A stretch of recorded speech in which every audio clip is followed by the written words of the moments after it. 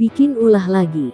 Panji Gumilang perbolehkan Al-Quran diinjak dan samakan Al-Quran dengan koran. Warganet geram, hingga Polri beri tindakan tegas ini.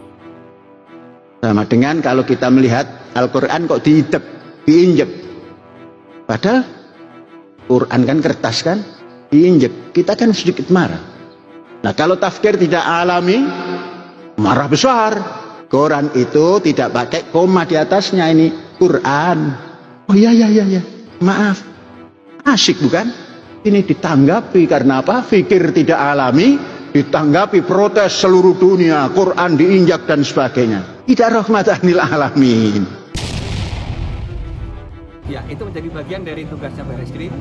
Nanti itu sudah ada tim yang dibentuk untuk dibagi tugasnya masing-masing, kemudian mencari saksi ahli, melengkapi dengan kebutuhan-kebutuhan penyidikan lainnya supaya menjadi terang.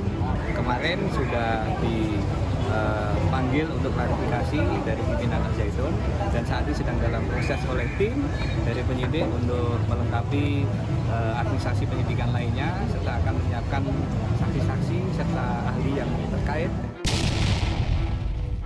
Ya biar nanti diselidiki oleh BNPT dan Densus kalau ada tindakan-tindakan yang sifatnya fisik. Tapi yang sekarang sedang ditindak ini adalah tindak pidana umum yang melibatkan personal. Dan itu ada dokumen yayasannya bahwa dulu yayasannya ya namanya itu Yayasan NII. Gitu. Tapi lalu berubah Yayasan Pendidikan Al Zaitun dan seterusnya. Jadi Panji Gumilang itu harus diingatkan, boleh berpendapat. Tadi kan disampaikan, pendapat itu bebas, dijamin oleh Undang-Undang Dasar 45, Pasal 29, kemerdekaan dan berserikat dan untuk melaksanakan dan menjamin keyakinan warga negara. Itu sah. Tetapi berpendapat di pikirannya, di dalam diskusi boleh. Tapi ketika dia melontarkan suatu pendapat ya di publik, dalam hal ini medsos sekarang ya, dan itu bertentangan dengan akidah. Nah jadi berpendapat ketika dia masuk kepada merusak forum internum ya, yang sudah menjadi kemufakatan, itu akan melanggar hukum dan akan bertentangan dengan hukum. Maka sudah tepat untuk menghindari gonjang-ganjing ya, untuk menghindari suasana yang berekskalasi luas. Ini sudah tepat Mabes Polri melakukan penyelidikan dan sekarang meningkat ke penyidikan. Artinya di situ diduga kuat ada tindak pidana. Warganet kembali dihebohkan pernyataan kontroversial Panji Gumilang yang menyatakan bahwa kitab suci umat Islam, Al-Quran boleh diinjak.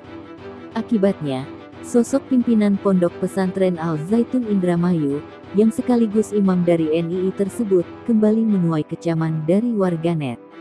Saat ini, Polri sedang bekerja untuk mengusut dugaan pelanggaran pidana yang dilakukan oleh Panji Gumilang lantaran pernyataannya membuat kegaduhan di masyarakat.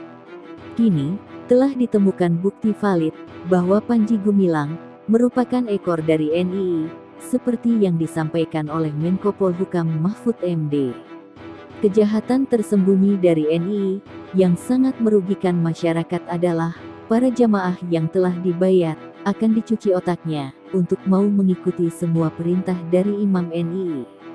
Seperti mencuri, merampok, demi mewujudkan negara Islam. Perkara ini ya, soal Panji Gumilang, kita sebenarnya punya 3 elemen yang harus kita bedah satu persatu. Di sini ada NII, ada Panji Gumilang, ada Al Zaitun. Oke, kita bedah dulu NII. NII ini adalah ibu kandung dari semua organisasi teror yang ada di Indonesia hari ini. Ibu kandungnya. Mulai dari Kartosuwiryo, nanti ada Ajengan Mas Duki, ada Adah Jailani, kemudian ada Panji Gumilang. Saya pernah menjadi anggota NII dalam tanda petik ya. Jadi tahun 95 96 Kiai. Jadi bahkan saya sampai ikut di baiat juga, di baiat. Lalu kemudian ketika saya memutuskan untuk keluar gitu ya, karena menurut mereka kan saya sudah benar-benar menjadi anggota NII gitu kan. Lalu saya keluar itu karena ada beberapa argumen teologi mereka yang menurut saya pada saat itu saya kan belajar di Sanawiyah Aliyah di pondok pesantren gitu ya. Misalnya salah satu yang masih saya ingat itu adalah pada saat itu saya tidak tahu di NII yang lain, tapi wilayah Kemayoran itu ustadz-ustadznya gitu ya, itu mengatakan bahwa kita hanya mengacu kepada Al-Quran, tidak mengacu kepada hadis kan gitu. Nah lalu ketika saya sudah bertekad mau keluar gitu ya, saya katakan ke mereka, kalau kita tidak menggunakan hadis, lalu bagaimana kita tahu cara kita untuk sholat atau sembahyang kan gitu.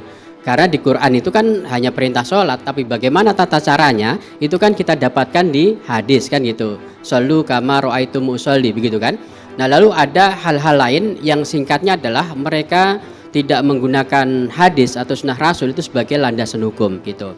Nah banyak alasan lain, lalu ya terutama gini, pada saat itu saya sudah menganggap bahwa mendirikan negara Islam dalam konteks NKRI itu sudah merupakan makar gitu ya. Nah oleh karena itu ya ini gerakan nggak beres itu. Kasus Dedengkot Al-Zaitun, Panji Gumilang kian memanas. Dan baru-baru ini, MUI sudah mengantongi hasil soal kajian ajarannya. Di mana Dedengkot Al-Zaitun itu menyatakan bahwa kitab suci umat Islam boleh diinjak. Panji Gumilang mengatakan bahwa Al-Quran itu sama seperti kertas biasa, bahkan menyatakan seperti kertas koran pada umumnya. Sehingga, menurut Panji, apabila seseorang menginjak Al-Quran, hanya cukup meminta maaf saja.